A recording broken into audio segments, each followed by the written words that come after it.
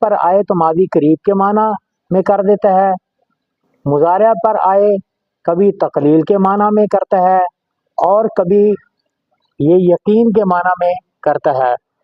تو قد جو ہے یہاں پر دال کے نیچے کسرہ آ رہا ہے اور تنوین کی صورت میں آ رہا ہے، تو یہاں پر تنوین حقیقتاً دو کسروں کی صورت میں لائی گئی ہے، تو معلوم ہوا تنوین ترنم اسم پر بھی آ سکتی ہے، فعل پر بھی آ سکتی ہے اور حرف پر بھی آ سکتی ہے۔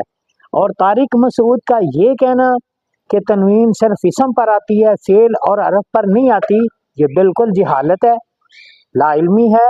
وہ تو نا میر سے بیچارہ نا واقف ہے، اسے کیا پتہ ہے کہ اصول کیا ہوتے ہیں۔